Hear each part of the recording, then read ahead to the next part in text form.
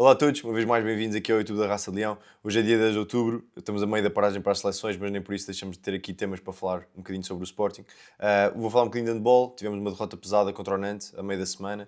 Vou falar um bocadinho de Santo Justo e esta pequena polémica que também há, mais uma, sobre Santo Justo. Vou falar ainda sobre Rui Borges e como nós o vemos em Portugal e como todas as outras pessoas o veem de forma internacional, como é que ele tem sido criticado ou não cá dentro versus cá fora. Acho que é uma boa dicotomia e que queria falar um bocadinho sobre isso.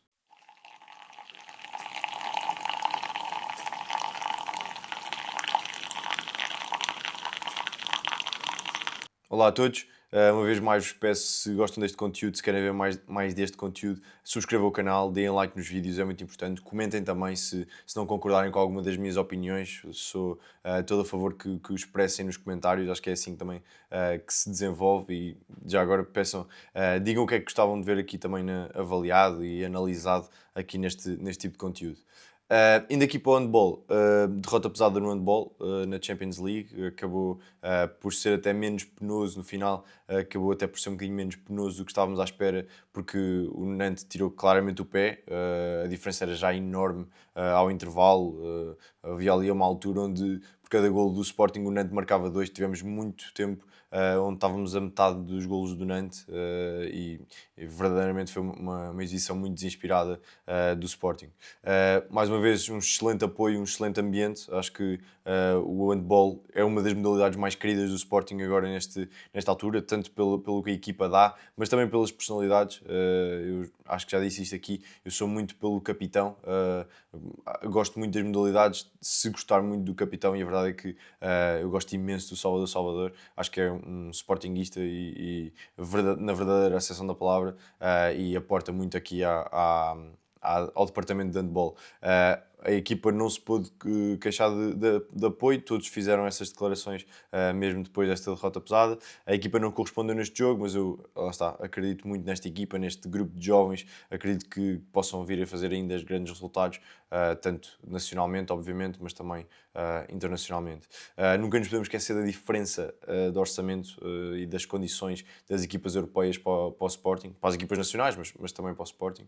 A verdade é que nós estamos aqui a disputar jogos com equipas que têm às vezes 10 vezes o orçamento do handball do Sporting, ou seja, equipas como o Veszprém, como o Nantes, como o Barcelona, como o PSG, por exemplo, à cabeça diria que são os que têm maiores orçamentos, andam na casa de 10 vezes superior ao nosso orçamento. Por isso, nunca nos podemos esquecer com quem é que nós nos estamos a bater, com quem é que nos batemos o ano passado e com quem é que queremos bater este ano, porque na verdade são equipas que são de países tremendamente mais aficionados pelo handball do que nós, com muito mais história e também com muito mais poderio financeiro para fazer este tipo de investimentos no handball. Não nos impediu de ter feito uma ótima prestação na época passada na Champions e acredito que este ano também a possamos fazer. Mais do que nós, os jogadores estão bastante frustrados e bastante descontentes com a exibição de toda a equipa contra o Nantes, portanto, muito mais do que a nossa frustração, acredito que a deles seja muito maior. O Ricardo Costa, entre outros, mas o Ricardo Costa, o Salvador Salvador, todos referiram um bocadinho isso, que ficaram desiludidos com a própria prestação e que querem reagir já o mais rapidamente possível. O próximo jogo é com o Veszprém, é um jogo muito, muito difícil, mas vamos ver como é que conseguimos dar a volta. Era importante uma vitória em casa contra o Veszprém, era muito importante. Vamos ver se conseguimos dar essa resposta. Santo Justo, mais aqui um episódiozinho da novela de Santo Justo. Vou só assinalar porque acho que é um pouco hipócrita a maneira como ele continua a pôr estas coisas. Eu já defendi claramente a posição do Sporting perante Santo Justo. Acho que Santo Justo tem estado bastante mal em toda esta história. Ele acaba por dizer, pá, não acredito em tudo o que vem na comunicação social ou tudo o que vem nos mídias, porque estava a ser reportado que estaria novamente lesionado. Pelos vistos, aparentemente não será verdade. Não deixa de ser irónico, e é isso que eu quero assinalar, que ele diga no seu comunicado que tenha, no comunicado daquela disputa com o Sporting, que soube da sua despromoção à equipa B pela comunicação social. E agora diz para não acreditarmos na comunicação social. Portanto, aí ele confiou na comunicação social, confiou que estaria a ser despromovido para a equipa B, ou na verdade já saberia e causou todo um caos e um comunicado bastante hipócrita e mentiroso sobre toda esta situação. Ou seja, acho que é mais um episódio que está a ferir claramente toda e qualquer simpatia que os jogadores possam ter, os jogadores não, que os adeptos possam ter ainda por Santo Justo. Acho que já ninguém o consegue defender neste aspecto. Acho que pode ir, às vezes, se quiser, para Alvalade, pode ir, se a equipa continuar a gostar dele e continuar a querer que ele vá ao Alvalade com todo o gosto. Acho que naquilo que é a instituição Sporting, acho que está a fazer tudo aquilo que deve neste caso em particular. Portanto, é só essa nota sobre Santo Justo. E agora vamos introduzir aqui um pequeno segmento da Betano. Como sabem, a página é patrocinada pela Betano. Temos um código promocional que podem ver, o Raça de Leão, sem cedilha nem til. Podem se inscrever, têm vantagens para a inscrição na conta da Betano. São 10€ grátis, mais 50 rodadas. Portanto, aproveitem para fazer as vossas apostas com benefícios claros. Este segmento não quero todo ser aqui sugestões de apostas nem nada. Vou falar aqui as odds para um evento desportivo, nomeadamente o Mundial 2026. O favorito segundo a Betano, o favorito para ganhar o Mundial 2026 é a Espanha, com uma odd de 6,20, a seguir de Brasil com 7,10, França com 7,60, Inglaterra com 8 e Portugal e Argentina com 9,5. Os outros depois já deixam um bocadinho, já aumentam um bocadinho a odd, ou seja, são um bocadinho menos favoritos. Estes são os principais favoritos para ganhar o Mundial de 2026. Para apostarem neste ou em qualquer outro desporto, vão a betano.pt, utilizem o nosso código promocional para ter estas vantagens exclusivas para quem utilizar o código. Também tem o link na descrição deste vídeo, portanto é isso. Aproveitem, também estão a apoiar o canal com isto e divirtam-se, no fundo é isso. Agora vamos falar um bocadinho de Rui Borges. Hoje lançámos um vídeo, hoje dia 10 de outubro, lançámos um vídeo no Instagram da Raça de Leão, onde o Paulo Fonseca traça largos elogios a Rui Borges.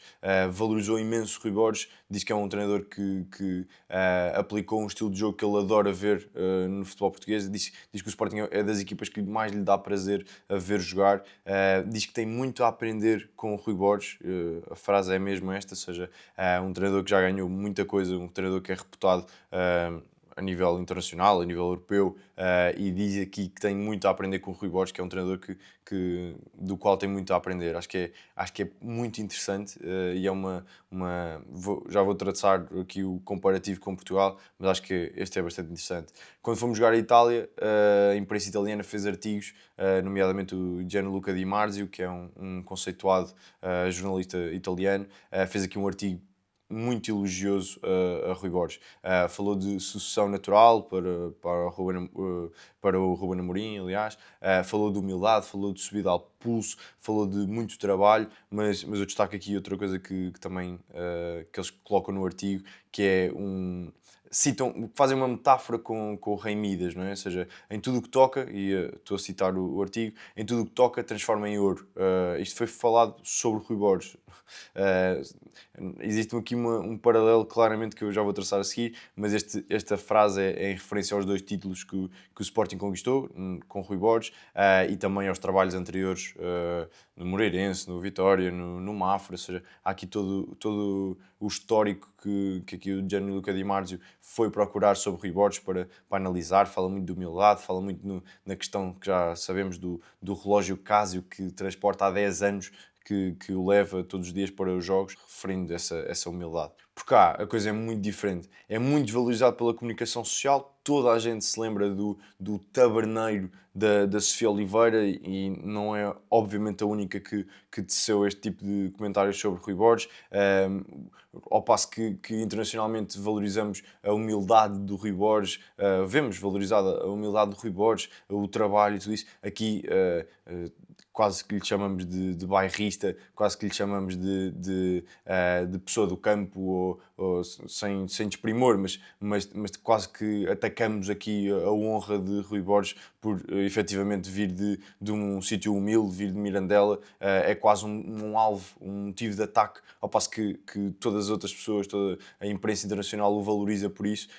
Aqui parece que usamos isso para atacar, o facto de ser de Mirandela. Para mim é algo que me transcende. Nas comunicações aliás, nas conferências de imprensa, não existe o mesmo respeito que existia com o Amorim. Não consigo ser convencido do contrário. Por muito digo o contrário, não concordo. Na última conferência de imprensa, no pré-jogo, todas as perguntas foram relacionadas com o Porto Benfica. Eu percebo, e também aconteceu com Ruben Amorim, mas a verdade é que parece que é totalmente desvalorizado o Sporting, e parece que o Sporting só pode ser campeão se os outros falharem, porque o Rui Borges não está preparado, o Rui Borges não é treinador para o Sporting, continua a ser alvo de muitas críticas que eu não consigo entender bem, mas continua a ser alvo de muitas críticas dos sportinguistas.